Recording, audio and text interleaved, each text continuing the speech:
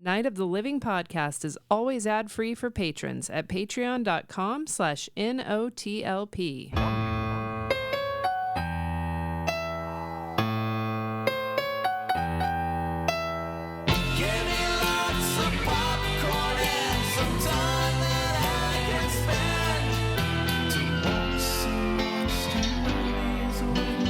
If you had a time machine and you could go anywhere in history, you would never, ever choose 2006, the year that we started our show. Unlikely. Very unlikely. I don't know. There's some Unlikely. things I could look forward to Sure. in 2006. Yeah? Yeah. Like a non-crazy person in the White House. You could pretend that, to not yeah. know what comes like way after 2006. You could be like, oh, things might be okay. Yeah. But I it miss- was Bush. Yeah. I miss my old but, car, too. but on the W. way out. That's true. He was on It his way was out. Bush on the way out. So He it was was like the a lame duck. hopeful time. Well, even back then, That's true. Yes, he was a buffoon and he was a war criminal. Agreed. But we didn't know it back then. Yeah. Yeah. That's Andy, by the way. Hi. And Kelley. Hey. And Amy. That's me. And I'm Freddy. Yeah. And we're celebrating 20 years of doing exactly this thing. Yeah. This thing that we do. And our Thank- friend Kelley is rejoining us Yeah. I have. for this awesome celebration. I'm super psyched. I've been waiting. I was like, let's do this 20-year shit. Yep. Yeah. There's, you're getting love on the Discord server. Hey, Yeah. patrons. Thanks, You guys. guys are awesome. I don't really go on the Discord. That's not a real Kelley kind of habit, but Are you on the DAT cord? I am on that cord. But I do keep talking about it because I like that. And Freddy will show it to me. I'll show it to you. He'll show it to me. All So you have to do is ask. I know. But yeah, it's been a lot of fun. And this week's movie in particular, just Aces. Oh, good. I'm glad you thought so. Very excited. Never seen it before. Yeah. Didn't do the last show that this was talked about on. So it's almost like it's not a repeat. It's true. Because I think I was on that show, but Yeah. I didn't do that movie. We were probably just like, hey, we went to the theater and saw this movie. I doubt we Yeah. got into it very much. But you- we will. did you see- Slither, by the way, is the movie. Did you see it in the theater? I saw Slither in the Oh, theater. okay. Yeah. Yeah. Guess I wasn't there. You know what? Was I Andy? not there? I don't remember. You and I didn't really know each other very well then. This was in March. We were doing the show. No, we weren't. Not until April. The show didn't start until almost a month after this still- movie came out. We hung out We before hung the out show. all the time before we did the show. Yeah, but not. Were we together as much as You we sound were insane with right this now. with the podcast? I feel like our relationship you're- really blossomed through this. I'm not trying to hassle, but I do feel like like Pike started showing up around 2004, and Andy was here. Yeah. Yeah. Oh no, I've known Andy. I've known Andy But he in, was, in like, a capacity here, or not. like, my every whole No, time. he was our Yeah. BFF then, Freddie. I don't know what you're I mean, not talking to the about. extent we are now, but we No, still we hung were out. we were in the earlier parts of our Freddie's friendship. memory isn't that great. It's not great. It's not. That's He would true. even admit that. And It's it's a bad okay. memory, but I literally made the invitations for your wedding. I know. Yeah. That was 2003. And that was 2003. So I've compressed the years of 2000 to 2006 into like a year in my memory. Which is then. not, I mean, to be fair to you, the whole like 2000 to like 2010 God, to me it has been that much longer. is like Holy fuck. everything happened at one time from 2000 to 2010. God mean- damn, we've been married a long time. Yeah, we have. I mean, in your defense, I don't remember very much from 2006. I don't Yeah. But I do remember our friendship. Well, I remember our friendship, but I don't understand its relation to time. Andy Freddy says Because he doesn't remember your It's so friendship pure. at all. It's so pure and wonderful that I don't put dates on it. You're hilarious. I couldn't even tell you like big things in my life. Like, for instance, the only reason I know my wedding is because I used that number somewhere else in my life. On a Your regular basis. password? No, Oh, okay. it's not. It's his lottery number pick. I'll never tell what I use it for, but That keeps it in his head. it keeps it in my head. Yeah. All right. Enough of Freddie's bad memory. Maybe this is a damn, reason for yeah. it, but happy 420. Yeah, that's right. It's part of 420, it. huh? B. Did you guys celebrate yet?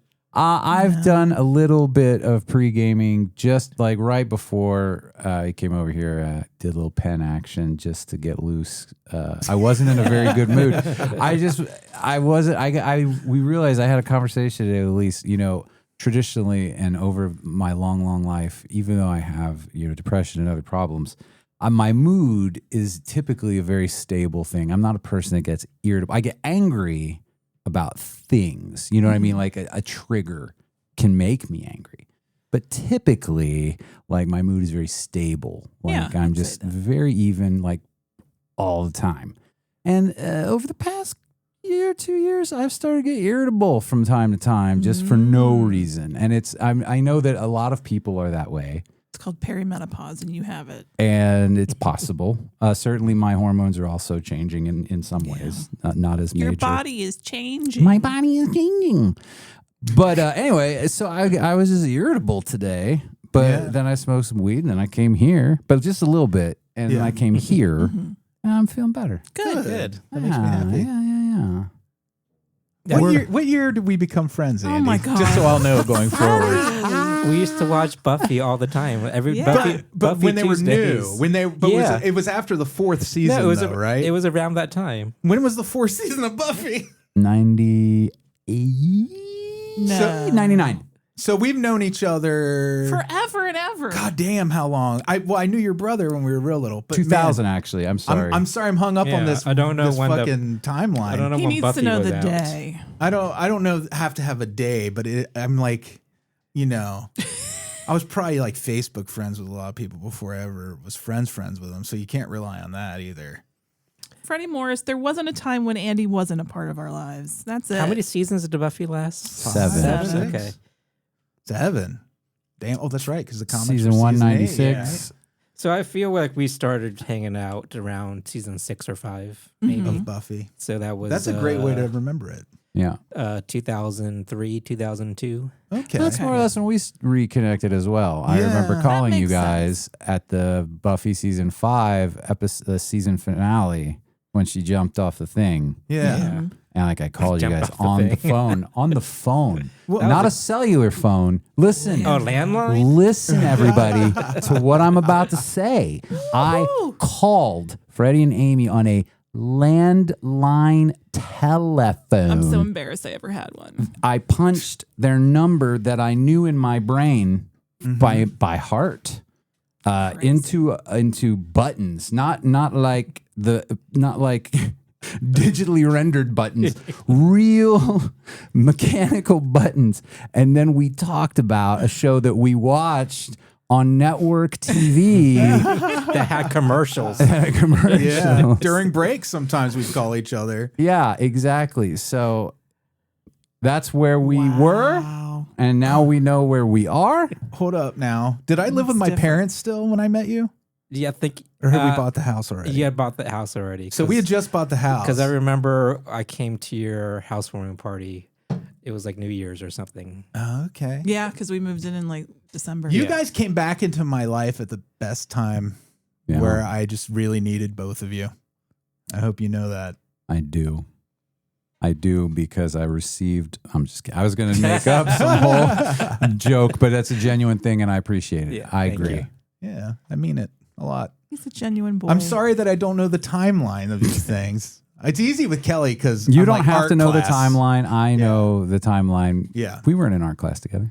Oh my God. Outside of art class together. But I do love you. As you don't have we to have an remember. art class together? We did not, but you don't have to remember anything. What did we have any classes together? I think we did newspaper together. Maybe it was the newspaper. But I don't believe we ever had classes together. Okay, it was the newspaper. It was a different Kelley that you remember? For most of high school, I was a year ahead of Freddie. Yeah, And I then we can't caught up remember high last school. year. I know we had a class together. We did. We had foods for today. It was Foods for Today. It was home ec. Yeah, we had a rotating table full of wing wangs. Then one would be absent, and the other one would be there, and they would talk Hold shit. on. And then the other one would be absent, and the other one would talk shit. What is Foods for Today? It was like not co-ed. home ec It or was something? home ec. Okay. Yeah. How It to was cook co-ed shit. home ec. Okay. Just Today. Foods for Today. It's like some 80s food pyramid shit or something. You know? No, foods for today. I took the parenting class. That was effective parenting. Oh yeah. I took effective parenting and foods for today. That Did implies that that. Yeah. affect your parenting? This effective parenting. It did. It got me used to being around because we did like a little daycare for some of the pregnant school moms like that were in school and they needed to have some daycare. So like we got to practice on real kids. Oh, really? And I got used to being around some little kids. Plus, I'd had like nephews and stuff. So Kind of a great idea, really. yeah. So it might have because I have a lot of patience in general, but it's I have a lot of patience for children. So that probably did help. But foods for today was just wild. Yeah. Oh man, I used to get high before. Not that class, but there was one that was like it. It was called something different, but it was also food related. And I remember the teacher was a divorcee who always seemed completely stressed out and would talk about her ex-husband a lot. Yeah. You know who I'm talking about? No. Oh, okay. But it could be any of them. It could be. This woman in particular. It could be any of the teachers at all at Corning Yeah. High School in 1996. Do they still do home ec in schools? No idea. It's so different. I can't even tell. It's Yeah. it's like they go to Starfleet or something. I don't know what they do anymore. My Starfleet Academy. nephew is in third grade. They have MacBooks. They take not Chromebooks. They take Chromebooks. Chromebooks. Yeah. Nice. Fancy. Like the most the most computer stuff we did in high school was typing class. Yep. Yeah, computer lab. Yeah. But like you had to do You're either typing reports in computer lab. typing Yeah. or learning how to turn on a computer, what enter meant. Yeah, like there was I think Oregon Trail. No, that's how they learn. They learn on Chromebooks now. yeah, I know. Cole had Chromebooks. He went through a number of them, and then they act like they're going to collect them at the end of the year, and then they don't Oh, sometimes. yeah. They're just giving out computers because they don't give a shit. Well, sometimes it's. I feel like it's one of these like clerical things because I think some kids like get like it's like you don't pay your fees if you don't turn your Chromebook back in. Like eventually you might not grab. Right. We never got shit about Cole, and he kept at least two Stack of of them. Chromebooks. Right by his bed. They're not great anyway. I know. No, they're kind of disposable. But yeah, but it was just luck of the draw, I guess. That's hilarious. You know what the worst was? I had a Toshiba laptop. Thing was a nightmare. That Oh. thing ran forever. I loved that It thing. ran until it was a complete and total nightmare. And battery wouldn't last. Nightmare? Did it stalk you Total at night? nightmare. It was a total nightmare. It just kept calling him and Yeah. asking him to like go to things he doesn't want to go to. It would overheat. Its battery would only hold a charge for like 20 minutes. It was always borrowing his tools and not returning them. It was very inconsiderate. I couldn't remember how long I'd known it. Yeah, And it's a computer. And hassled him about Yeah. it. It was like, hey, guess what? You've owned me 7 years. And I'm like, that can't be right. You should still be working after 7 years. Not anymore. That's not how that works. We'll see about that. And shitification. Yeah. I have a couple of things that are older. We have a microwave that all the buttons don't work on, so we have to work around every time. Like if it's got a Just 5 two buttons don't work. or The a 5 0, or the 0 don't they're work. pretty important No. buttons. Yeah. You got to work around You got to it. do a little math every See, time. So if you want to cook something for 5 minutes, you had to put like $4.49 or something. Yeah. $4.49. You can go over under. It's like Yeah. the price is right every time you cook something in the microwave. Can't do $4.50. Can't do $4.51. Mm-mm. And You can't do 450. if a third button because goes, it I'll replace is the 5 and the 0. Yeah. Can't Yeah. do it. We need a new microwave. No, it's fine. It does everything fine except for those two numbers. Give me a new microwave. Give me a new microwave, somebody. Microwave's brand new. We just bought it. Your mom bought it actually when she burned popcorn in the old one. she house sat for us and she's like, I ruined your microwave. There's a new one coming. Well, that's good. Yeah. Prompt. And it was a much nicer microwave than what we had. Did your kitchen smell like burnt popcorn for a while? It did. Mm. Yeah. It takes a long time to get rid of that. Yeah. And I think that thing must have been on fire in there. Yeah. It was really hella burnt. It was like the scene from Scary Movie. Yeah. With the Jiffy Pop. Yeah. But your mom's so great. She was just like, started taking care Ooh, of. invite her over and ask her to cook some more popcorn. Yeah. Yeah. In there, in a new microwave. Burn it and get a new microwave. Oh, Solid plan. I'm going to start keeping all my important dates written on a dry erase board in this room. Okay. So whenever I'm around recording equipment, I can be correct. Where are you gonna put it? I don't know. Right next to Ceiling, you, probably. under those arts. That's perfect. Those arts over I'll put there. it under Yeah, the Jaws those arts. poster. There's many arts. I'll start at Jaws, and then I'll document everything that happened in my life after I saw Jaws. Yeah. From there forward. That's probably that space and the space under the arts. That's probably all you need for all that. Did we Many mention arts. Patreon? We did, right? Patreon.com/NOTLP if you want to support us monetarily. If you want us to buy a new microwave, go there. Give us your money. Did you want to move on? I moved your microphone again, and I'm very sorry. That's all right. I'm ready to move on.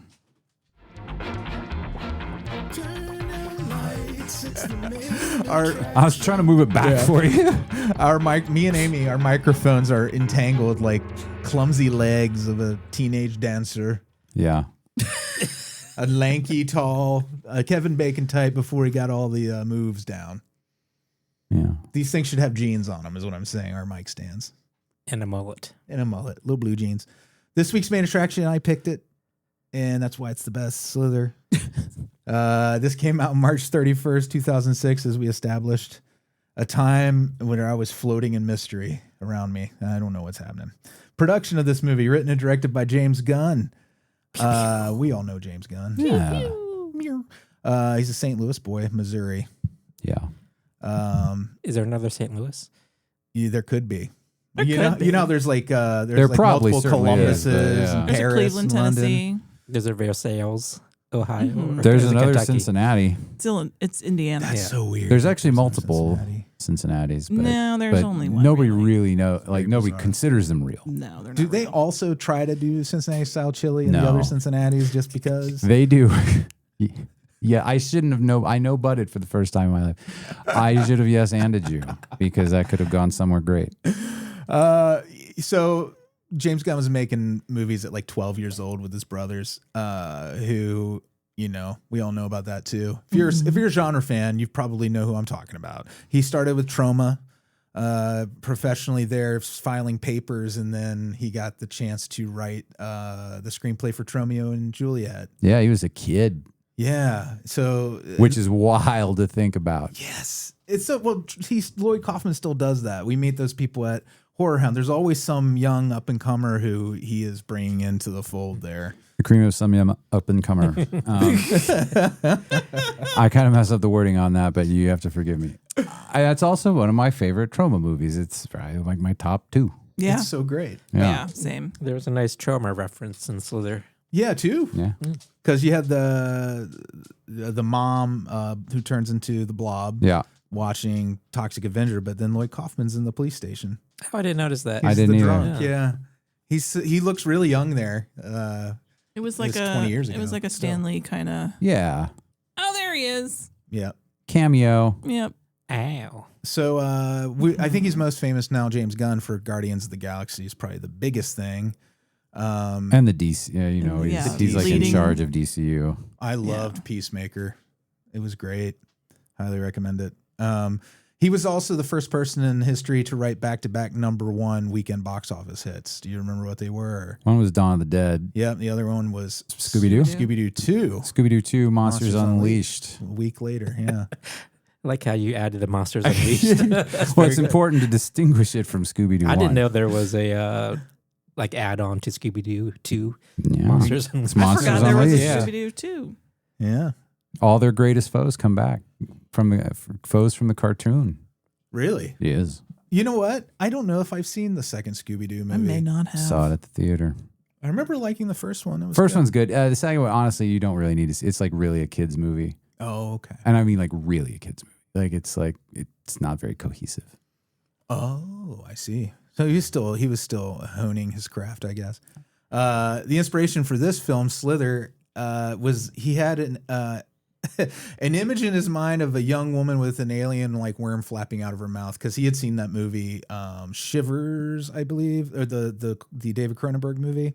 If I'm remembering the title right, I think it's Shivers. Sounds right. And then the story, he said he decided he wanted to take The Fly, The Thing, Basket Case, and Return of the Living Dead and do tributes to all of those movies. Yeah, and then ended up making one to Night of the Creeps. Without knowing it, because Yeah, apparently you without knowing hadn't it. seen it. That blows my mind. I gotta tell you, I feel like that happens. It happens with music all the time. I don't know if you ever asked anyone what their influences were when you played, but I would play with bands and they would sound like so much like somebody, and I'd be like, oh, and afterwards, I'd be like, oh, you guys really, because it seemed like a cool way to like get to, like, hey. Right. And be like, you sounded just like blah, blah, blah. Do you and they're like, don't really listen to them. We're actually more influenced by blah, blah, blah. And you hear that, like, it's always that. And it's like, well, you might be, but you sound exactly like blah, blah, blah. Somehow you turned out to be exactly this other thing. Because we're all just, a million chimpanzees with typewriters and all that. Yeah. Old timey typewriters. Did you hear about the chimps civil war?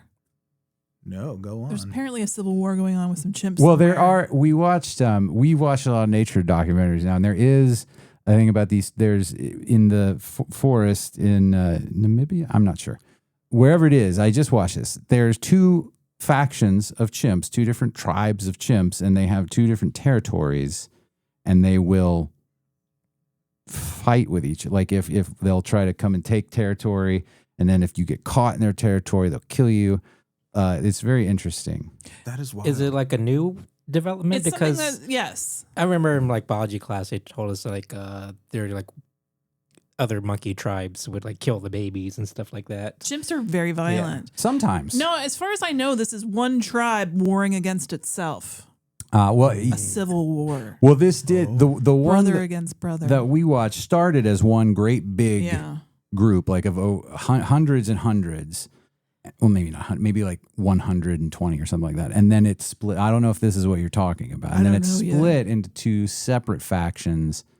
And then they are now It's sad. working at each other. But what are they fighting over? Bananas? Probably. all the bananas, they are. Air rights. That's all I know about chimpanzees. They love bananas. Probably. They're very interesting when you look at them and learn about them. Yeah. They got some. It's They like just to fuck, interesting. they like to fuck too. Some of them do. Some of them do. Bonobos do. Yeah. But Bonobos do. But the regular chimps, they are violent, but they don't. It feels like a lot of that is happens in captivity. I mean, they're still. Don't get me wrong. I don't know why we took away from Slither to talk about chimps. It's an interesting It's a topic, fun tangent. kind of. I've just been. We've been watching these primate documentaries. And this has a lot to do with the theme of the movie is like, what's in your nature? What is in your nature? In your nature. So anyway, but yes, chimps. Chimps, man. Chimp Civil War. And you were talking about music before. The music for this, Tyler Bates, who's huge now. Yeah. Also did the score Guardians, the John Wick movies. He did the X trilogy with Ty West. Those scores. Deadpool. But he also did a movie that's like near and dear to me is The Public, which was shot where Andy. Oh, the library. Library. Yeah. Emilio Estevez. Yep, Emilio Estevez and Alec Baldwin before he shot that lady. The good old days. Is Idris Elba in that movie? No, but the guy from The Wire who died way too young is in it. What's his name? Michael. He has 3 names, right? I know his name. I know who you're talking about. He was on Community. Yep. Anyways, he was in it. Yeah. It's really good. And a guy, Mike, who was the Loveland Frog for Portals to Possibilities, is in it. He's got a small role in there as one of the unhoused people that are hanging out in the library. And the look of this is very basic movie. I didn't think there was like a big time cinematographer behind it or anything. It's really the guy who shot it did a lot of TV, does Game of Thrones. It looked awesome. Yeah, I mean, like it's so basic, but it looks great, but it also doesn't look like he's trying to fucking reinvent the wheel with it. No, but that's one of the things I loved about it. It just looked like a big Hollywood movie. Yeah. It looked the budget looked big. Yeah, I know it wasn't, but it looked big. Yeah, the shots kind of remind me of the stuff he's tributing, like the Blob. Agreed. And all that. Like it's all these simple setups. But it also felt like almost like, not quite an Amblin movie, but again, one of those star-studded action sci-fi thriller. Remind me a lot of like Arachnophobia. Very much agreed. I mean, I love like that setting of these like small towns Yeah. with beautiful houses. My God. Yeah. The house porn in this movie.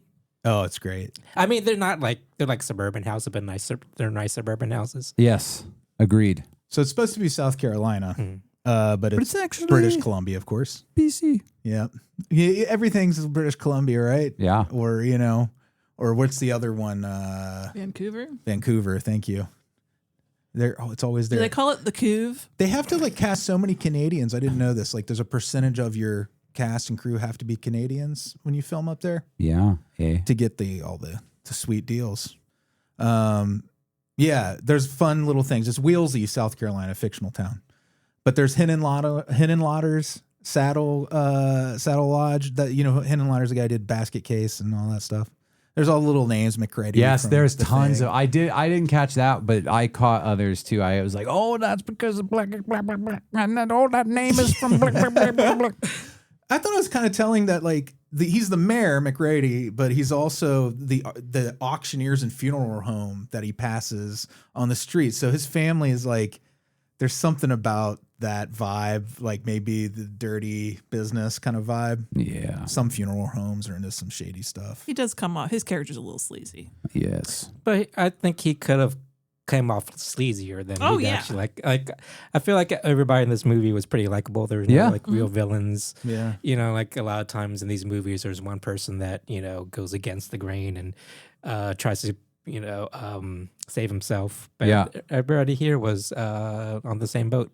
Yeah. Agreed. I actually really loved this. I was really blown away. Can't believe, at least too, we both were I can't believe you don't hear about this more. I don't think it was a hit when it came out, was it? I don't really know. I don't think it was a hit. look I at the think it box was a office. minor cult. Yeah, I think it's gotten a lot more love ever since it came out. I think it's a contemporary classic. It is. I I agree. I think if it came out now, there'd be a lot more love for it. Yeah. Just because the fandom of horror has grown so much. He revisits a lot of this in Peacemaker, this style. He even references Slither in a lot of ways. But this type of movie wasn't really popular in the 2006 era either, so it kind of slipped under the radar. It wasn't appreciated in its time. It's shocking because when you look at that list, it really stands out of everything that came out that year. Because we didn't get a lot of monster movies, at least not great ones, Yeah, agreed. Yeah. So you got all these sets throughout town, beautiful houses like Andy was describing. You have, just to get quickly into the cast of characters, the Wheelsy PD, that's Wally, who's the older deputy, who, Don Thompson, who I think is a great actor. I wish he was in more stuff, but he was on the X-Files. Yeah. If you recognize him, you might know him from Stargate or Smallville. He's a TV guy. So I assume he's Canadian since he was on X-Files a lot. You know what? I think he's American though, but there is, he might be Canadian. I didn't make a note of him, but, he was a big horror genre nut. I thought this was the cutest story. And on the last day of shooting, he came up to the director, James Gunn, in tears and thanked him for letting him work on a horror movie. That's cool. Yeah. I thought it was real sweet. He said his favorite scene was the dialogue he had with Elizabeth Banks where he's speaking. When he's possessed? Yeah. Oh, man, that was cool. good. That was so, the stakes were high. There was emotional stuff. Like Andy said, this movie and this is why I think a lot of James Gunn's movies hit is that it's got a beating heart to it, and he's trying to give the humanity to everything in it, on even if it's a villain.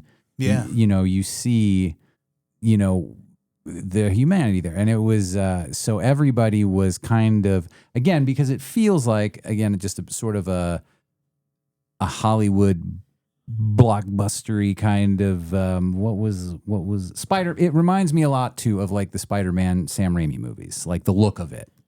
Yeah, but it has that. But it's not basic. It was the characters were very quickly but well developed. It felt good. Yeah, what Bill Party is Nathan good. Fillion's Like that. character. Yeah. It did. He was real sweet too. I like. Yeah. him. This is my first exposure to him. I think. When did Firefly come out? Maybe a billion? But wasn't Firefly after Slither? I think it was before this. Or was it wasn't before? You can't trust me. Just pulling shit out of my I head. don't remember. We have phones, I I'll think look it it was up. after. Oh, okay. Because, I think Slither was first, but I could be wrong. He was on Buffy 2002. here and there. 2002 was which thing? Was Firefly. Firefly. Oh, so we already knew him from that. Yeah. That's so funny. That's my first And he was exposure on to Buffy. him. And he was on Buffy. He was the preacher, Yeah. the evil preacher. He's been on Yeah. lots of stuff. He was the evil preacher who ran like the youth center? Was that Nathan Fillion? It was later seasons. Oh, okay. Never mind. I'm thinking of a different character. He was a minor big bad, but he wasn't Yeah. like the big bad of the season. I don't He think. is Canadian. I did make a note of that. Yeah, he's Canadian. Nathan Fillion's Canadian. And when Yeah. did that doctor thing come out? Oh, yeah. Dr. Horrible. Dr. Yeah. Horrible sing along. blog. Yeah. I don't know. I think it was around the Buffy time. Yeah. Yeah. So I probably forgot who Nathan Fillion was, and then you know.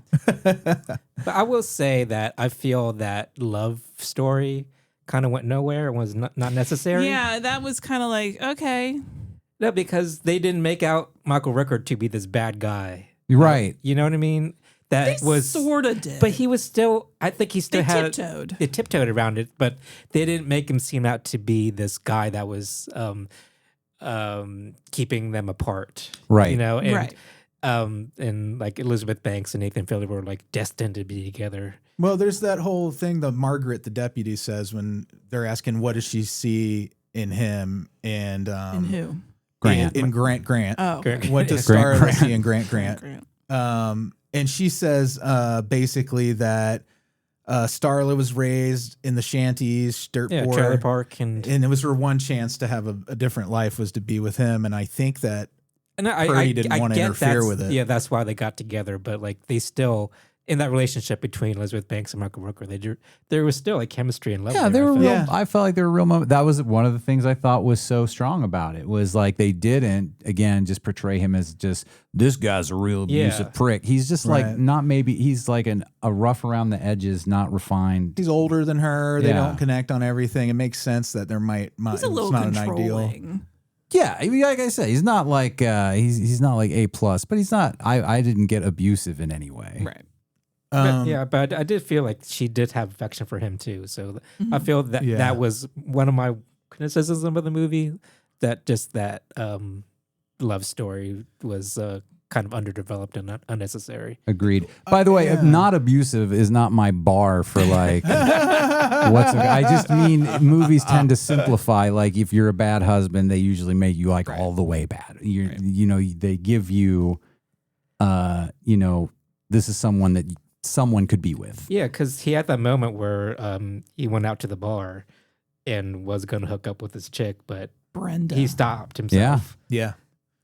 Because he So- still loves Yeah. Starla. He loves Starla more than any. His love for Starla That is drives the whole so- movie. It drives Yeah, it drives the whole movie. everything. Yeah, it's the only thing that prevents the alien. He's the first line of defense, really, against the aliens because he manages to hold on to some of his humanity where nobody else does. Yeah. And it could be that he was the first one who got the old spear in the chest. Is different than everybody else's infection. Yeah.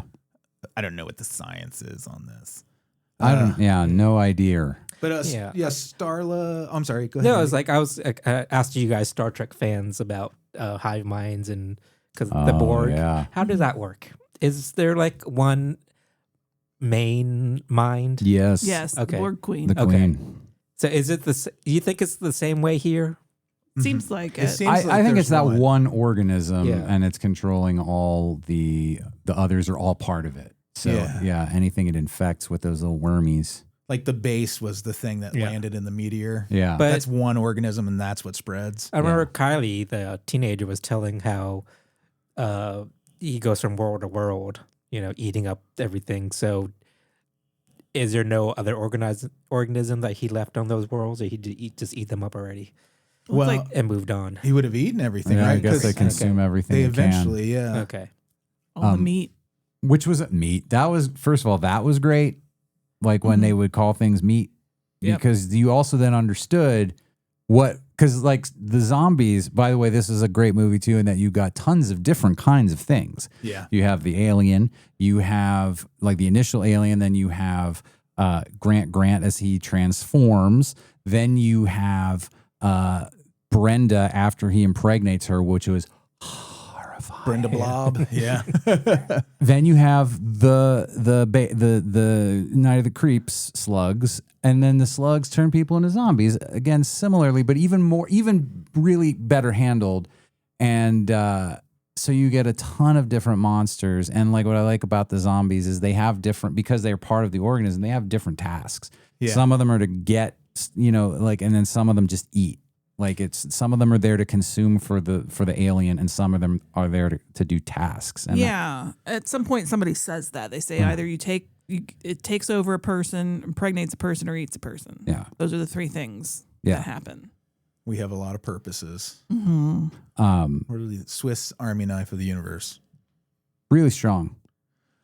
Starla was a school teacher, and when they introduce her, it's like almost like Van Tassel or something. Like she's like beautiful, and the slimy kid drawing her naked in class. Do you guys recognize him? No. That's fucking Ted from Schitt's Creek. No, I didn't. I didn't at first, and I was like, he's so familiar. I got to figure out who he is. Okay. Yeah. Ted, sweet Ted. Sweet Ted. Canadian show, so it makes sense. That does make sense. Canadian Ted. Interesting. We didn't mention Grant Gratz, Michael Rooker, Yeah. who we've had run-ins with a few times. We love. Yeah. Everybody likes him, right? Mm-hmm. I think so. Except when he was Henry, he was too scary. Again, great in this play. He's always cast as sort of a hard. He's usually I don't think I've ever seen him anything where he's not like hard.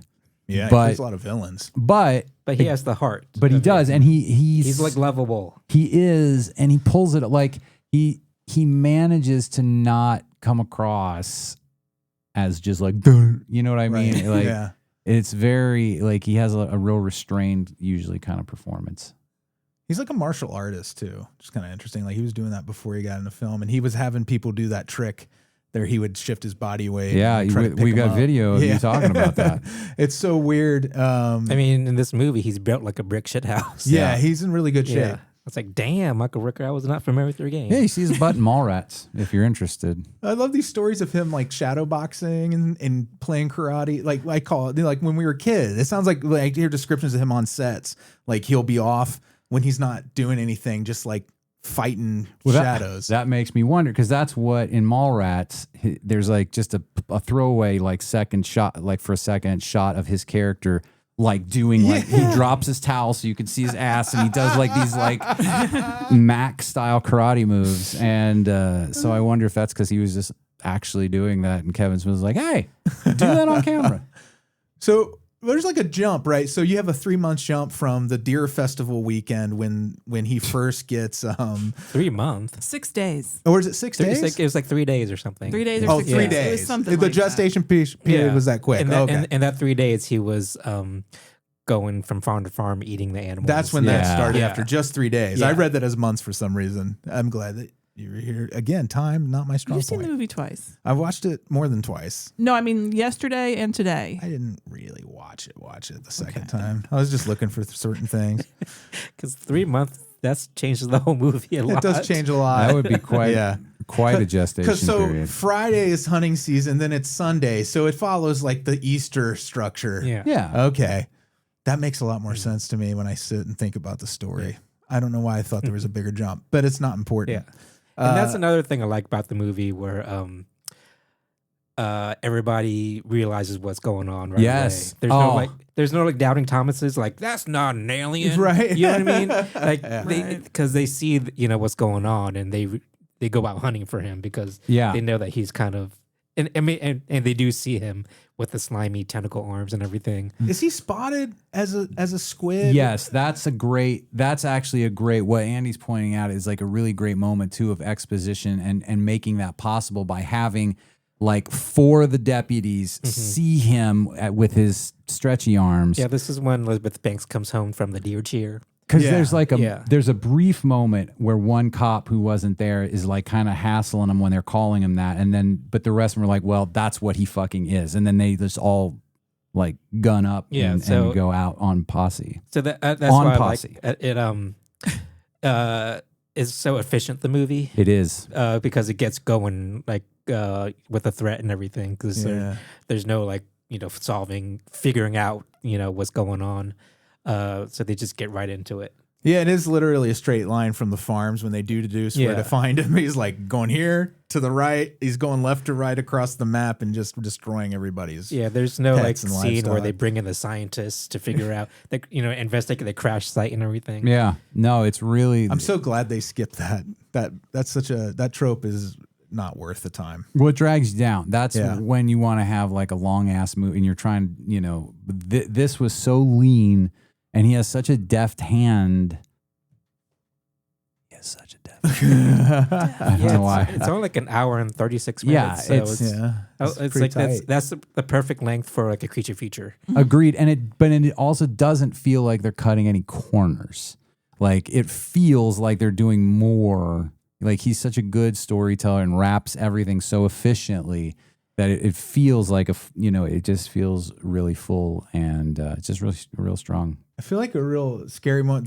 What is it pronounced? Strutmeyer Farm, where the family is. That this is the part that Andy was saying after they get through, they figure out the pattern. That's where they're headed. Kylie's farm.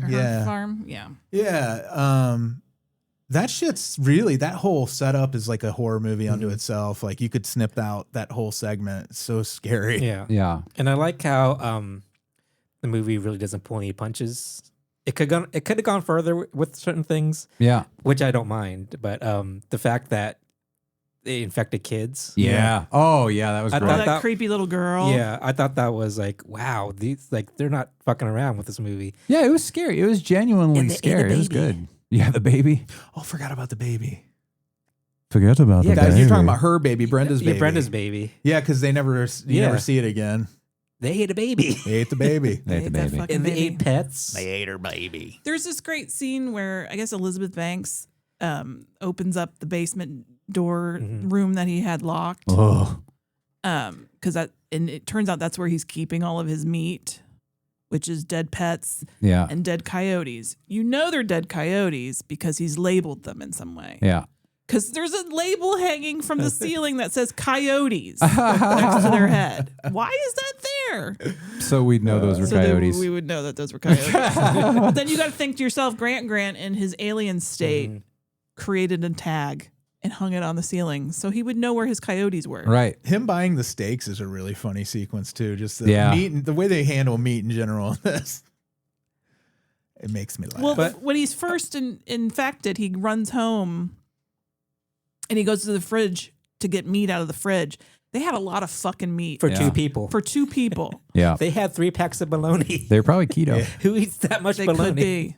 You do. And it was that. We do have a lot of meat. Do you but have those big packs of bologna, the Oscar Mayer? we plastic? don't have any bologna, but Yeah. we have like just thousands upon thousands of pounds of ground beef. Yeah. Thousands upon thousands of pounds. Thousands upon So if I'm thousands. infected with an alien that makes me desire meat, I'm coming to your house.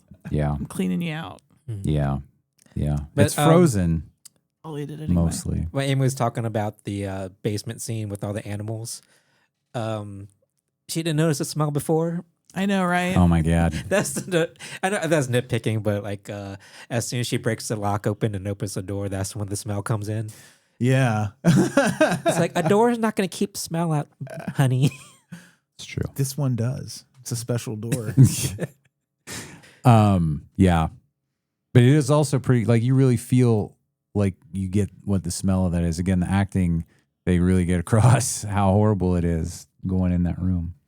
When McCready, Jack the mayor, when he finally buys it, like that is, I know they're riffing on like James Cameron and Return of the Living Dead, but it's like so good. The emotion in his face when he makes the pivot where he has the arm and he doesn't want to eat flesh, but he's doing it anyway. And that actor is that Greg Henry. Greg Henry's fucking incredible. I love that guy. Yeah. First saw him on The Riches, which was a 2-season but very strong show. He's a songwriter too.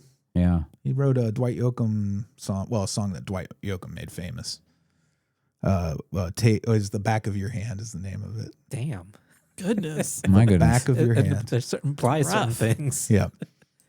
But I did like the mayor character that he could have easily gone into Jaws territory with the mayor, Yeah. Yeah. where he's like actively hindering people. Yeah. But like again, he was on board. Yeah. Well, also he's not the mayor of Amity. He's the mayor of Shitsville, basically. I know, but still, you know. Where things are not going super well. But Andy is right that they tend, in lesser fare, they tend to just use the archetypes and tropes. Yeah, because it was are. the start of hunting season, so he could have said like, we can't cancel hunting season. We can't cancel hunting season. What's right there? It's almost like they're trying to like set you up to expect that, and then like not give you what you expect, which I love. Same. Mayor's great. He gave us one of the best lines in the movie, which is, "I don't care if you are a lesbo, you don't deserve that shit." Talking about getting infected by the slug. Yeah. So fucking funny. He also said, "What sort of thing wants you to eat it?" I want you to eat me. Mm. Oh my! I'm not going to. I also, we brought it up earlier, I like the way that we got exposition to by having the girl Kylie like she gets one of those slugs that like manages to get all the way into her mouth but not quite all the way, and she's holding it, and while it's trying to grab her brain, she's getting sort of like, almost like the plugging into the Borg for a minute. Yep. She's getting the hive mind, so she immediately knows all this stuff about him. But it makes total sense in the context of the movie, and feels like, and then you can get exposition dumps, and it's not cheap. How does the Borg take over you? They just take you. They have little nanobots. They have little nano technologies, and they fucking stick you with a thing that comes out of their finger and goes in your arm, and then you're fucked. That's real scary, actually. I think it's still pretty scary. Can you be deborged? Yes, sometimes. Picard was. Yeah, Picard was a Borg. So I guess with these Slither monsters, you can't. No. Once they get you, they're done. You're done. You're done. I'm pretty sure those are dead. Yeah, you're dead. Yeah, because nobody comes back at the end. Yeah. You know what I mean? Like all those bodies just fall to the ground once they've dealt with everything. They're sure they're dead. They're zombie dead. Bummer, dude. They speaking of zombies, you notice they recreated that shot of the tar man, but they did it with the old lady who's like Republican. Oh yeah. she was doing the tar man walk Oh, up the stairs. I didn't. The way they shot it with her coming around the corner and everything. It's because I think I'm traumatized by that moment in Return of the Living Dead. That's in my memory, but it triggered that exactly. Oh, I gotta go back and watch that scene. Did you catch the Rob Zombie cameo? No. Who was he? Was he a zombie? He was the doctor on the phone. You never would have known. Okay. Ah. I don't know his voice. I don't either. The speaking voices, I have no idea. It's just normal. Yeah. Just Another normal nod, like we were talking about Kylie in the bathtub. That was very Nightmare on Elm Street. Yeah. Yeah, definitely. So I love all the little nods. Yeah, to lots horror of movies. really cool. Yeah, like one of the farms was the Castavets, which is Rosemary's Baby. Another one was Fitzgibbon, which is actually from Mrs. Frisbee and the Rats of Nim. So I don't know if he's a big fan of that. Probably. But, and I mean, I guess someone else could also be named Fitzgibbons. But was there any immediately significance to the Strutmeyer? I don't know. There's so much in this movie that like it's a love letter. A ton of stuff. Yeah. It is a love You letter, love Andy. love letters. It's just it's such a great text. It's a rich text. It's a rich text. It offers much to the horror-loving brain. Mm-hmm. And Jenna Fisher. Yeah, we didn't even talk about Jenna. Formerly married to James Gunn. Mm-hmm. So I thought that was nice to see her. Yep. You know, she really was a cartoonist. Was she really? I just learned that while I was reading about this movie. So talented. Yeah. Although I was bothered by that scene where Nathan Fillion calls her and says, call the CDC. He doesn't warn her about the aliens. Oh, no. Yeah. He could have easily said, hey, it's like, cover your mouth. She blew up his spot, though. Yeah. Remember, she said that his mama called and he yeah. clogged up the toilet. Yeah. So he was angry at her for it, I guess. It's just petty revenge. So great, though. Yeah. Yeah, she was a last-minute addition. It's interesting because she wasn't supposed to play that. It was a male actor. He got an offer to do something really big, and so they decided to give her the role last minute. And then because of The Office getting so big, she became the person who did all the late show promotions for Slither. Interesting. Slither. Because she's barely in this movie. And she just barely is. Yeah. Barely. I did like part of that moment where he's talking to her on the phone, and she's like, are you nodding? Yeah. Instead of her saying yes, she like nods. I like that little quirk.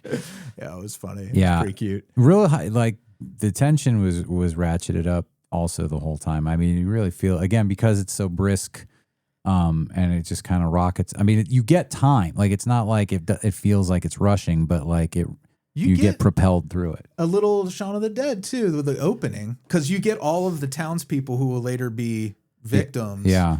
All established in that drive-through. Yeah. The town in the beginning. Yeah. And I feel like that. I don't know if I've seen that a lot of other places besides Shaun of the Dead. Right? I don't know. Don't know. I don't know. Pretty cool. What about That is pretty cool. the society-esque human blob? at the human end, blob? Yeah, he It was that guy that just walks up and just melts Yeah. into it. that guy's gross. filmography is funny.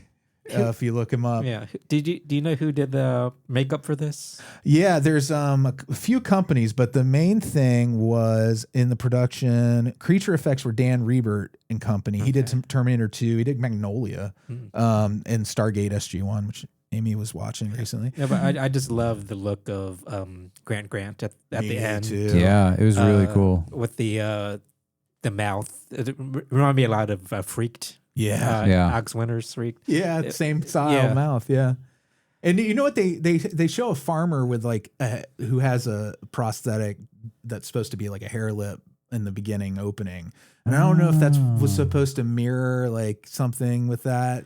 But that company, Masters Effects, I looked up their website. They're still around. Their website's killer. It's just mastersfx.com, and they have all kinds of stuff that they've done, and you can even rent stuff from them. Nice. Yeah, it's really cool. Between Grant's look at the end and the blob of Brenda. Yeah. Like Kelley said, was like horrifying. So horrifying. Good God. James Gunn actually, he complains about the visual effects on this movie a lot. Like the visual, worms. There were some crunchy moments, like the flashback when the worm goes in Kylie's mouth. Yeah. But they were used so sparingly that it doesn't Agreed. really, Like, I didn't bother really, me. it didn't take me out at all. No. But No. He says James Gunn said he hates the sequence where Purdy and Starla are covering their mouths and the worms are swarming over the top of the two of them. yeah. Looked fine to me. I thought that was a great moment. Yeah.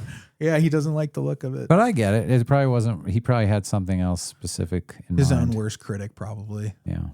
Imagine all the power he has now to create visual effects. Yeah. You know what else? He's like famous for now needle drops and especially the Guardians movies. and Oh all that. yeah. And In this movie too. this movie's kind of got a weird soundtrack though. I couldn't find it, so I put a playlist together that was the soundtrack. But it goes from like classic country to death metal to Crystal Gale, Air Supply. The most notable thing is the Air Supply song, Everyone in the World.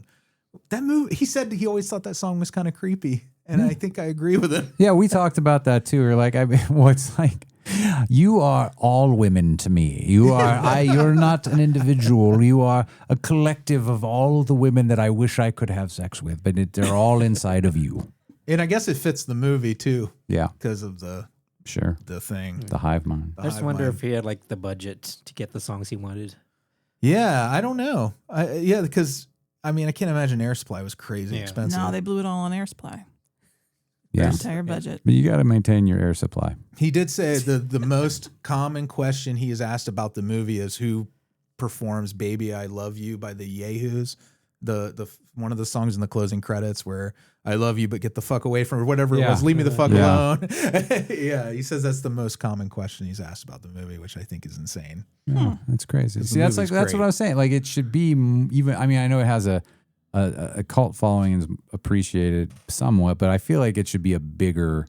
The way everybody talks about Trick or Treat, like in our community, I feel like Slither should be like 3 to 5 times more. Yeah, I'm so happy you liked it. It was so good. I was so like I'm so happy that I hadn't spoiled it or watched clips of it before. Like it was so nice to go into it and just get. It's one of those movies. It just sort of transports you away. Mm-hmm. And it's so rewatchable too. Yeah, I had the same thought. I was like, I'll watch this again, which I don't do a lot anymore. It's not like a yearly watch for me, but every now and a couple years I put it on and it's like very cozy. I think I've seen it maybe a total of 4 times now, including the second run through I had today. So I could go back. I love it enough. I could watch it over and over. Another thing I love is like it's so 80s that you can I just imagine as a kid turning on cable, and any scene that you turn on is like memorable. that. You know what I mean? for sure. Kind of like the Critters movies. It had that vibe too. Although quality-wise, this is I like Critters, but this is a much more valuable movie to me. Yeah. But I do love the Critters movies. I get what you mean by vibe. it. Yeah, it totally has that vibe.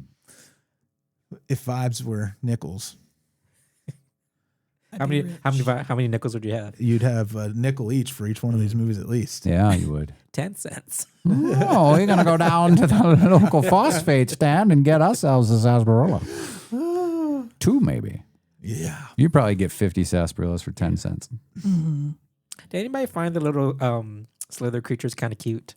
You mean the slugs? The slugs. I mean, no, they're slugs. Just if they weren't so fleshy looking, like unskinned humans, the little sounds they made, I thought were adorable. They were furry. Yeah, I can see how one would find them cute. Yeah. Yeah, but the little squeaking sounds. They're hairless tribbles. Yeah, they're gross. Yeah. Hairless tribbles. That's one way Sorry. to refer to them. You shave your They're tribble? gooey. They are gooey. They look like little leeches. Little leeches. I just love it. I'm just thinking about the Blob now. I just want to I love this sort of movie. Pretty sure they're remaking The Blob. Again. Uh-huh. I'm not against it. I think I saw that. You should Google it when you get a chance. As long as it's got icky I think it's supposed to be very icky. and yuck in it. I think it's really supposed to be gross. Yucky. That's what I want. I want meteorites. I want slime. I think you're going to get a lot of people conjoined together, screaming and wailing. I love it. Yeah. Is that preacher? Is that priest that we saw at the end a kind of a nod to the Blob? You think? Well, they set him up in the beginning too, where he's just chain smoking outside of the church or whatever. So he is he stands out. The character does. It just reminded me of the ending of the Blob, where he has that little.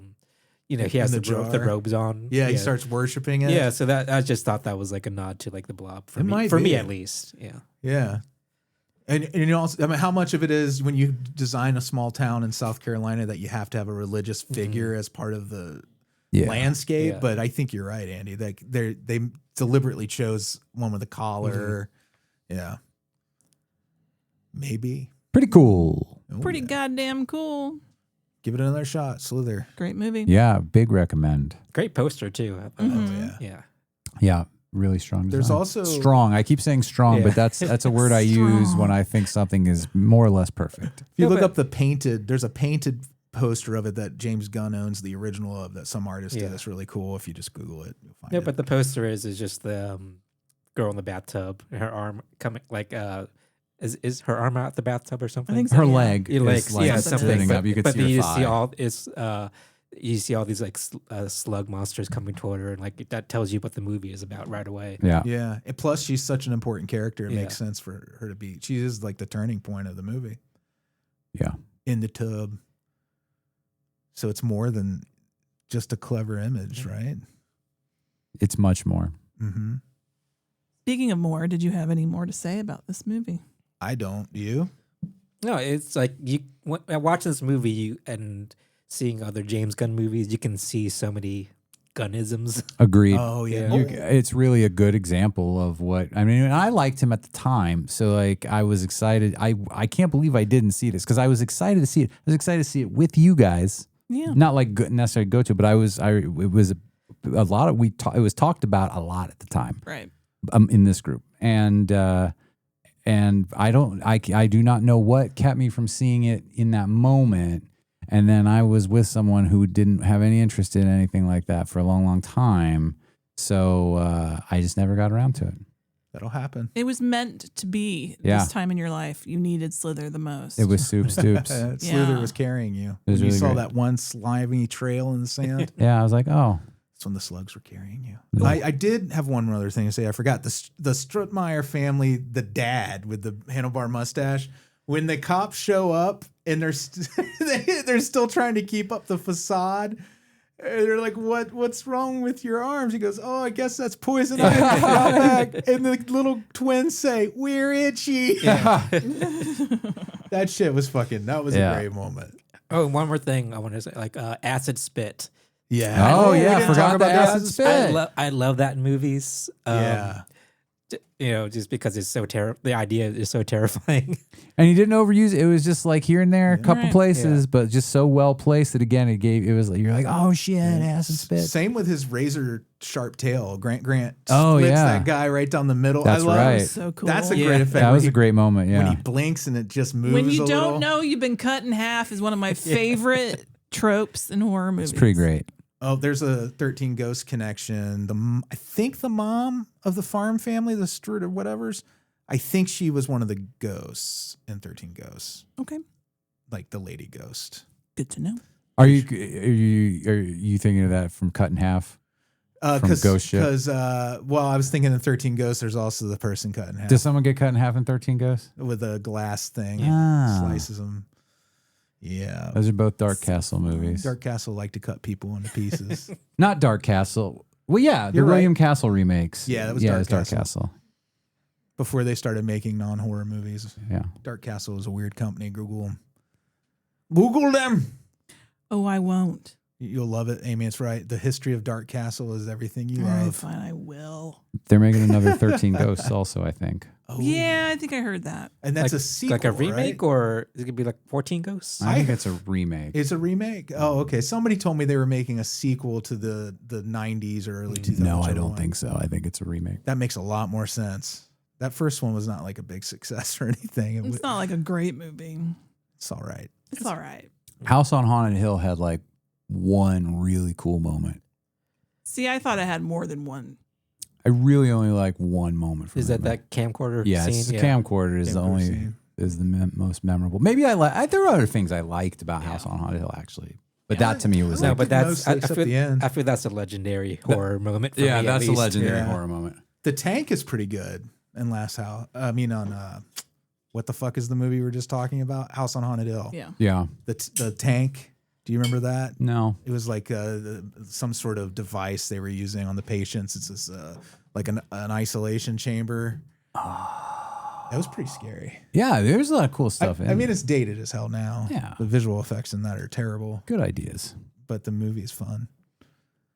But great pick, Freddy. Yeah, Thanks. excellent pick. Thank you. Next week, it's my pick, and we're watching Hatchet. Yeah, I've never seen that one either. Seen it, and didn't like it. Oh. Wondering how I feel now. Oh, It is a slasher, so it's not your favorite, Kelley. it's but not my forte, but I'm gonna go into it with clear eyes and open heart, with arms wide open. with arms wide open, and I'm gonna come in on Creed next week. How dare you? Arms wide open. Oh God. Anyway, Yeah, let's move on then let's do. to the portion of the show where we talk about what else we've been watching. Yep. Freddie Morris. I finally saw you up Friendship first.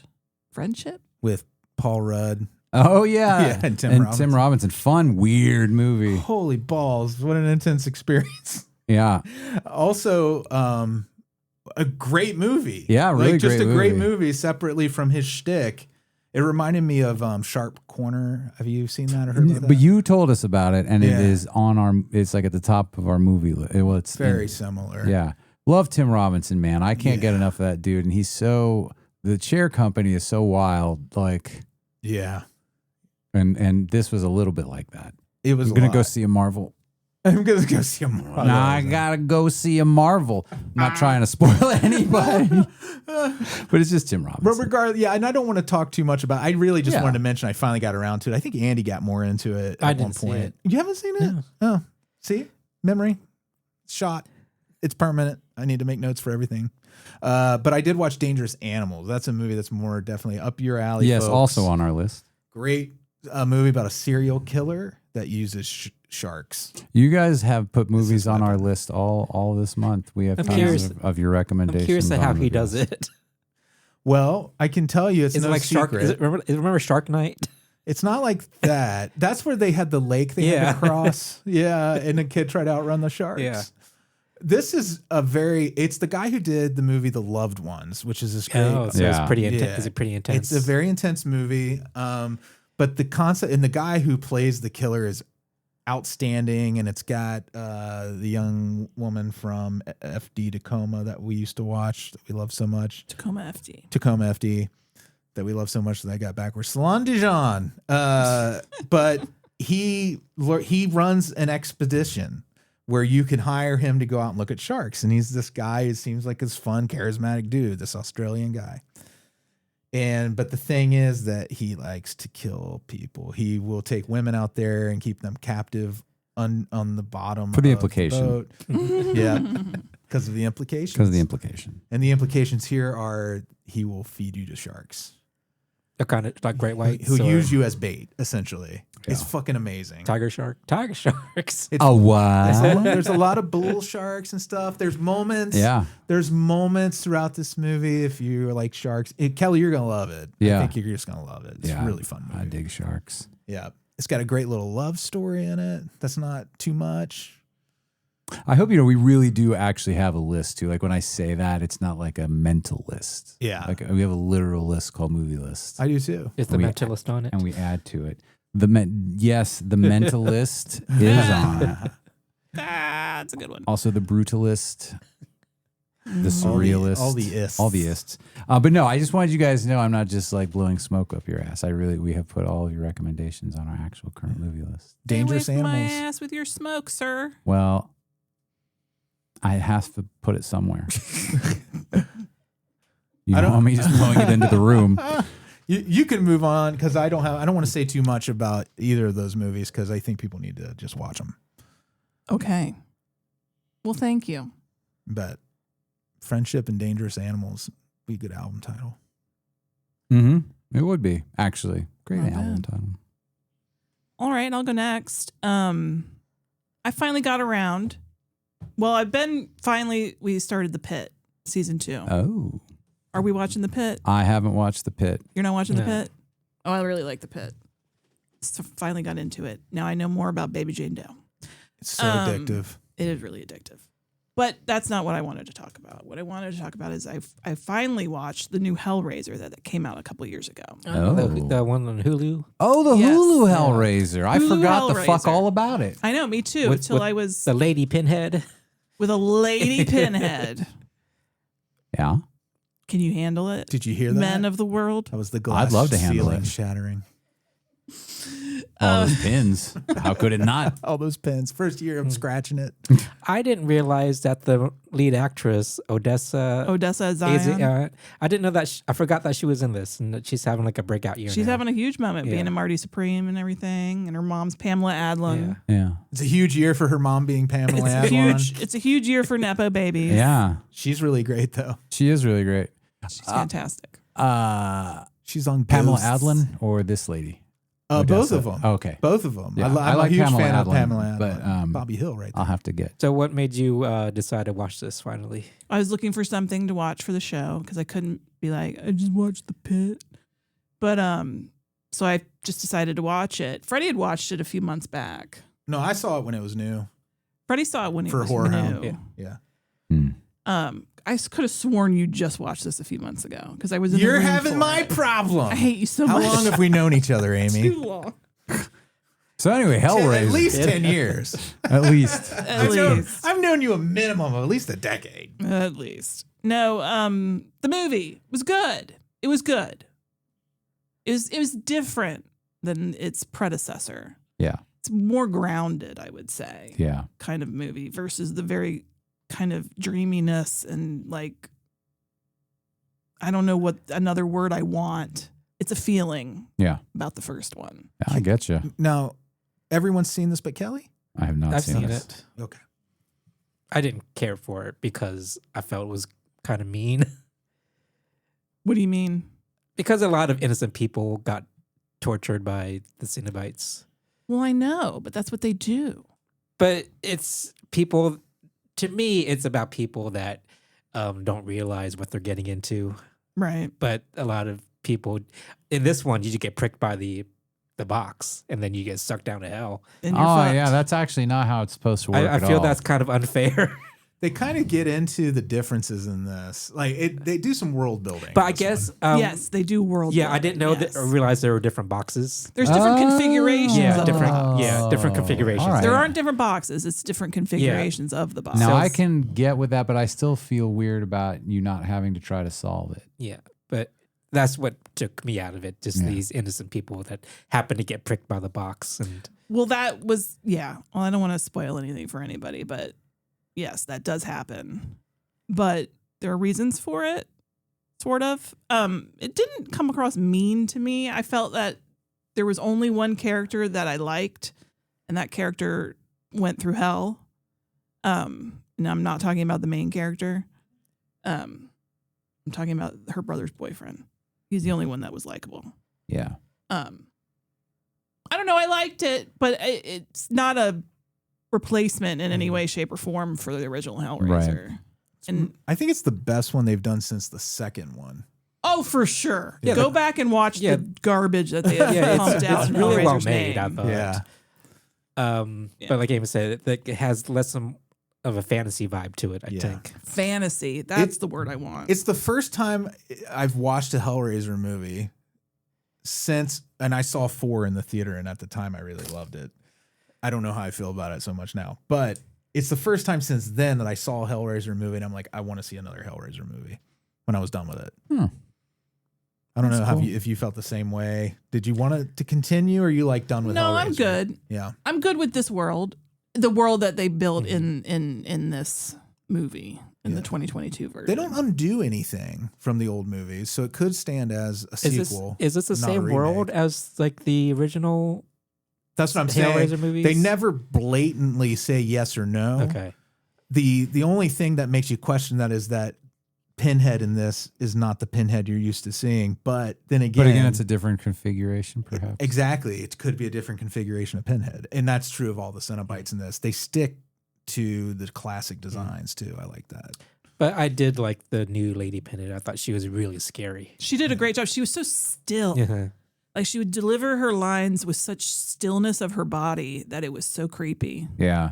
Yeah, and the voice too. Yeah. Like I know they put effects on it, but Yeah. it's the lack of emotion in her voice. Right. Yeah. And I did like the design of the new Cenobites too. Yeah. They were pretty gnarly. Well, might have Yeah. to check it out. I've never read the Hellbound Heart, and I should listen to that or try. It's too hard for me to read with my eyeballs, but might have to listen to that before checking this out, just so I can compare and contrast. It's pretty different, man. Yeah, It's pretty different. It's not as different as Candyman is from the movie. I gotta tell you, I like the movie version of Candyman honestly better than the Me story too. version. It's Yeah. just a better fleshed out. I get it. Cabrini Green makes it, Yeah, I think. yeah, Without that, you don't have that. You have whatever housing in the original story. It's just like a yeah. It's just a British like a housing, row house or row whatever. houses. Yeah. not as scary. It's scary in a different way. It's more of Yeah. a ghost story. Yeah, you don't feel like there's something about Cabrini Green. I feel like you're trapped in that place. Yeah. once you're in there, Well, it's a different. It's going for a different kind of thing. Anyway, which is a shame to say about Real Place that a lot of people had to live in when it was in a rough shape. yeah, Isn't that all gentrified? They talked about that in the new Candyman too. I think not sure. they gentrified. I haven't seen that either. Oh, it's real. It's really good. I meant It to, is good. Yeah. I wanted to see it. Yeah. Again, it's one that kind of came and went. You could have a double feature night with new Hellraiser and new Candyman. Oh shit, I could. You guys could Clive Barker get some 2.0. meat, get a bowl of meat, Get a bowl of meat from the train, meat yeah. train. Meat. bowl of bologna from the midnight meat train. Is bologna keto? Some of it, yeah, Okay. Depends on the fillers, I guess. yeah.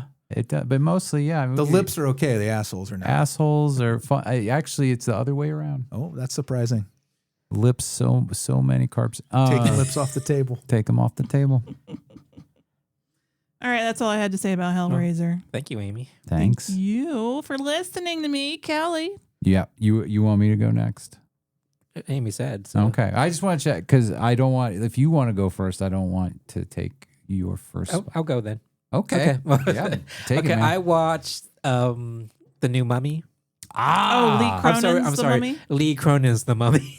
Is Lee Cronin the one that did the He did Evil Dead Rise. Evil Dead Yeah. Rise? Oh, okay. Which is funny because basically this is a Evil Dead movie. Is it in the theater? Yeah. Yeah. Okay. I didn't really want to see it, but I upped my movie subscription to 2 movies a month to 3. Yeah. So now I'll be you're trapped. No, I'm not. I willingly did it because I want to see the summer is coming up and a lot more movies are coming out. So I'll be, if you want to go see Michael, I'll be. I'll come with you. Yeah, we'll go see it. Yeah. I have no qualms. Anyway, it's a fantasy. Lee Cronin's The Mummy. I guess they had to put Lee Cronin's on it so it can differentiate from the Brendan Fraser Mummy. And the Tom Cruise mummy. Cruise Yeah, mummy? yeah. And the Bram Stoker's Yeah. The Mummy for some reason. Do you remember that shit? Oh, very barely.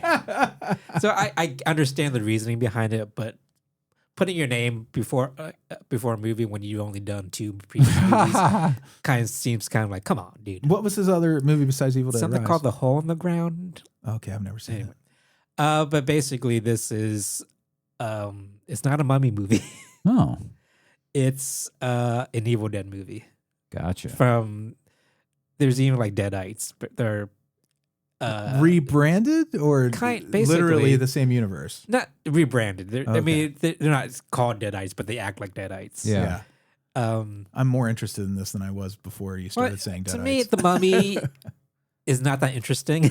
Yeah, I get what you It mean. needs spicing up. Yeah.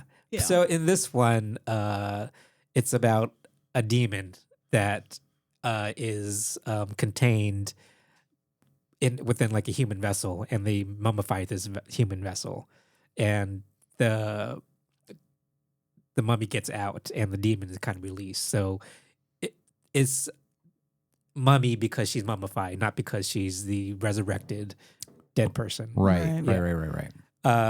So basically, it's a demon possession movie. It's like Exorcist meets Evil Dead. So it's good, but it's not really worth a movie theater experience watch. Just wait until it comes out. All right. The problem is that I thought Evil Dead Rise was really fun, and Evil Dead movies are fun. Yeah. But this one has the tone of like the Evil Dead stuff, but doesn't have. It's too like grounded and not as ridiculous.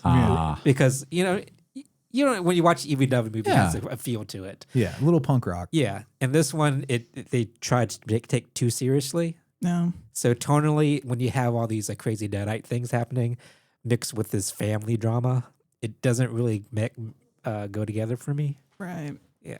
So it's just a tone problem. But like the gore things were really cool. Yeah.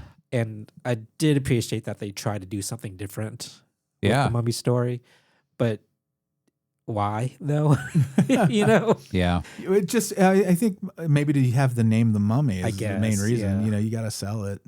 Especially with, I believe, also Brendan Fraser and Rachel Weisz are doing another Mummy movie. Yeah, that's right. So, like, then we're gonna get another The Mummy pretty soon. It's like, man, everybody loves this Mummy, but like, it's as Andy said, it's not a very exciting. Yeah. Like like the Brendan Fraser The Mummy. You know, they made him do Yeah, that's way an more action shit. It's movie. Indiana Like, yeah. Jones. Yeah, basically. But like the Mummy- original Mummy, Universal Mummy movie, I thought Good grief. It It's needed a- something. Yeah, it's a decent movie but Yeah. compared to all the other Universal monsters. Is not my favorite. Yeah, same. It's the supporting everything around the Mummy in the OG original Mummy, which is I love Universal monster movies. I'm a huge fan, but that movie lacks the supporting cast that all the other great Universal movies had.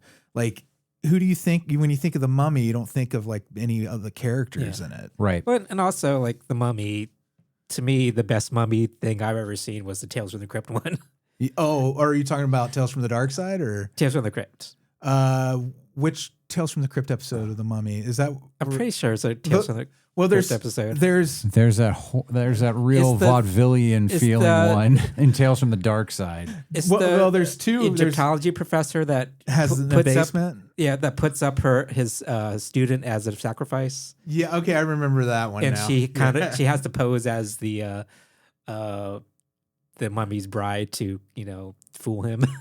They're in the crypt, right? And like they kind of get trapped in there. Is that the one? What I'm thinking of when you said that, the first thing that came to mind for me was Tales from the Dark Side, the movie. Oh, the one lot, whatever with. Is that the Christian Slater? Slater? Yeah, that's a good one too. That's a good mummy one. And what I was thinking of was the Tales from the Dark Side episode of the Mummy, where it was like this slapsticky, like a guy and a researcher and a woman in a thing, and it's just real jokey hokey. Like in a tomb with a mummy. Yeah. They're trying to do Abbott and Costello with two untalented people. And then like at the end, the woman like decides to like take up with the mummy. And the guy gets crushed, right? Something. I think one of them, the guy gets smushed by some part of the temple.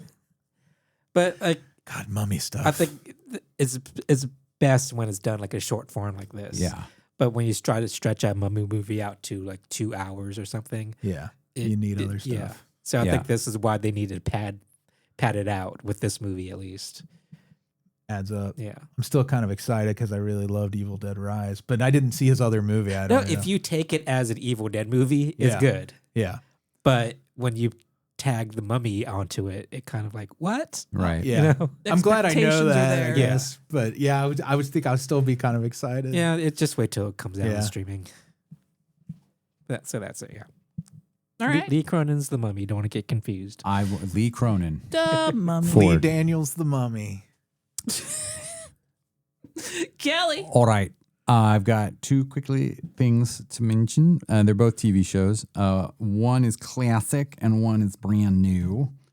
So we have been watching, because Elise is a huge fan and used to watch these a lot as a kid. We've tracked down on YouTube a bunch of the 80s Alfred Hitchcock Presents. Oh, I love that show. And have just been clocking them. And I got to tell you, they're fucking great. Like, really good. And, I mean, some of them are weaker than others. But all of them are fun no matter what. And I got to say, as someone who loves anthology stuff, and I have such places of a love for like monsters and Tales from the Dark Side in my heart, like, and the 80s Twilight Zone and various other things. I think Alfred Hitchcock Presents is like the best in terms of just like giving you a really high quality like episode. Especially the 80s. Like when you get to the 80s reboots of all that stuff, it stands out. Yeah, that's what exactly. Yeah. Like that one. And again, all of those are great for different reasons, but like this is more legit. And again, sometimes there's huge gaping plot holes or what have you, but the tension is always real. Except for there was a goofy vampire one that was essentially just the vampire Lestat, and it was just it almost seemed like they were going to try and spin this episode off into this show about these two 80s vampire hunter guys. Oh, really? And that's how it really felt, like they were going to go off. Maybe it was a backdoor pilot. Like, I wonder if it was, but even that, for what it was still better, I feel like, than it would have been handled by almost any other show at the time. So there's a few channels I think that you can find, Philip, but I can text it to you guys if someone wants to post it, or don't. You guys, the listeners, you find it on your. I can't spoon feed you every link. You said it's Google on. it on YouTube. It's on YouTube. It's on YouTube. Were you a fan of the original series? Well, you know what's funny? I didn't really watch it. I don't know if you remember, we didn't really get it here. Like, I don't remember it ever being on TV unless you had cable. I didn't have cable. You had to have USA, I think, is where we'd watch it. Yeah. So Spoiled. I have since caught up with some classic Alfred Hitchcock Presents. And I actually read some of them as stories. Like, I had a book of Roald Dahl stories, and a couple of his are turned into Alfred Hitchcock Presents. Another great anthology show is Roald Dahl's Tales of the Unexpected, which is also on YouTube. You can find all the episodes of that. But definitely check out 80s Alfred Hitchcock Presents if you just want kind of a quick, tense mystery show. The first four especially, which were kind of the pilot, like they had four, and they were all remakes of classics. And it was The Man from the South. I'm not going to try and remember them all, but they're all ones you know, and they were so good. So it's I'm super into that. Is it an hour-long format or? I think it's a half hour. Okay. I think it's a half hour because they go by quick. Are there a lot of familiar faces that pop up? Some, not as many as you'd think yet, and it's a 10-year season, or it's 10 seasons. The first season was on NBC primetime.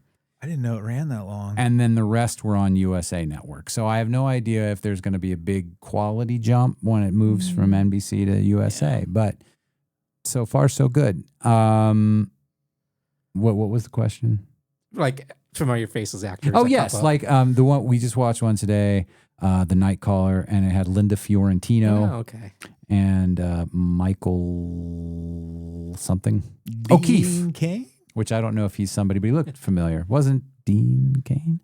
Mhm. And then, there have been a few familiar faces. That's one of my favorite things about watching things from the 80s. Oh, like, yeah. Especially anthology shows. For sure. Because I think a lot of actors, that's one of kind of like their early gigs. Oh, yeah. Barbara Hershey was in one we watched yesterday. John Huston is in The Man from the South, which is the finger chopper. Spoiler alert. Whoa. That just makes me want to watch the Hobbit Rankin Bass animated movie because he's Gandalf. But so those are good. And then the other thing, the brand new thing, is we started watching the new Netflix series Big Mistakes, which is Dan Levy's show. Oh, yeah. I've heard of that. And it's like it's one of these sort of dysfunctional family members accidentally fall into sort of this crime, this snowballing crime situation, and it's good. We've watched 2 episodes so far, and it's fast paced. You kind of got a good idea who the characters are already. Is it a comedy? See, that's what I was about to say. It is ish. It's a crime comedy, but it's more. It's dark comedy. The family is very dysfunctional, but still, I mean, it's Like just a Breaking Bad? more comedic than that. More comedic? Okay. Like way more. Like it's deliberately funny. Like Dan Levy's character, I love his face. He makes a lot of great faces, surprised faces. He does that a lot, and I like it. He's good at faces. And the dialogue is I'm not going to spoil. I won't spoil the joke because it's just so funny. It's not that funny, but it's pretty funny. But anyway, it's almost got more of a serious tone. I mean, it's funny. Don't get me wrong. It doesn't have a serious tone, but I'm waiting for it to be like belly laugh funny in moments. Yeah. And it may never get there, and that's okay. It doesn't have to. I'm just not sure. I'm only 2 in, so I don't know what there's 8 episodes. I had to warm to Schitt's Creek. Yeah. It took me a few episodes before I was like, oh, I love this show. I get you. It might have taken me 1 or 2, but but even those first 2, there were things I found to enjoy, as obviously you did because you went back to it. But this is a vastly different feel. I don't know if you've watched any of these sort of Netflix family, like there was one with Lisa Kudrow and Ray Romano, which was also like a family. It was That's a limited. a weird Dude, it was good. duo. I love Ray Romano. Yeah, he was great. It was a really great. They're actually really perfectly paired, and they play parents who have kind of this thing that happened with their kid. That's a big deal, and it's also a family crime comedy drama. Very, very similar tone. And again, it's got not a huge stacked cast, but it's definitely people you've seen, people you enjoy. And that's kind of what this is like. So I don't know if this is just a thing they do from time to time, but I feel like I've seen a couple of these limited series that, they're not, it's not like gonna expand your minds to different horizons, but but they're fun. And I'm so not always looking for that. So. I'd recommend. I mean, it's a good tension. Good dialogue, real snappy dialogue. Laurie Metcalf plays the Dan Levy, and I can't think of the actress name of his sister. But what's funny, he plays a Christian preacher. Dan Levy does? He does. Of like a Taylor Ortega. Thank you. Of a well, he's got 2 sisters, but hers Morgan is the one who is like the main. What about Natalie? That's Natalie is the sister? younger sister. That's Abby Quinn. Okay, thank you. But yeah, he played like one of these like easygoing sort of like Christian like a churches. Crossroads. kind of. Not so not as big, but just more like somewhat easygoing, but not as easygoing as he'd like it to be. Anyway, it's good. I like it. I'm excited to watch more. So that's what's the title again? Big Mistakes. Big Mistakes. Huge. That's what I Like the one you made earlier when you didn't know when you met Andy. Oh, Freddy. 2002. Probably before that. 2001, an Andy Odyssey. 1999. 1999. I don't remember when we met either. It's we don't have a meet cute. No, you don't. We just kind of smushed into each other's lives at a certain point. We didn't reach for the like same those thing. people on the jumping shelf. into the like those people jumping into the big blob. Yeah. Just like that, I joined him. I laid on him, and he slimed me. Yeah. Well, thank you, Kelley. Oh, very, very welcome. Thank you for watching things and telling us about them. Yeah. That's Watch something. Ray Romano in the Get Shorty TV series. Yeah. Top Shelf. Yeah, no, I might. That sounds good. Real fun. It's also Chris O'Dowd. Yeah, it sounds great. They're great together. Chris O'Dowd's junk. Yeah. Oh yeah, his penis is in there somewhere. No, it was in the Crimson Petal and the White. It was a miniseries he did.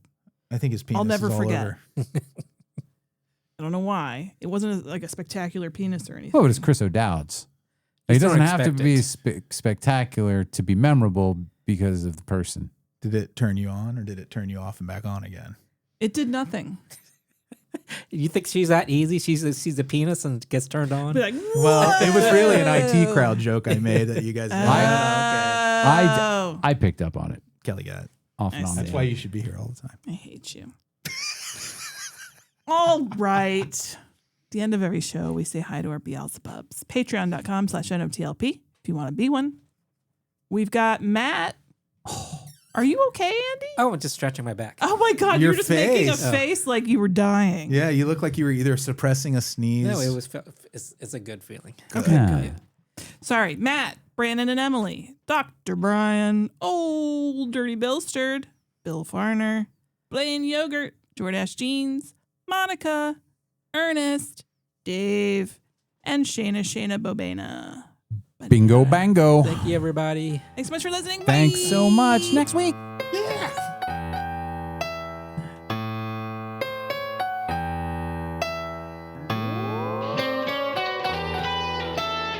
Frankenstein was wondering if he should go to bed when his old buddy Leatherface put on Dawn of the Dead, and Igor made the nachos in a severed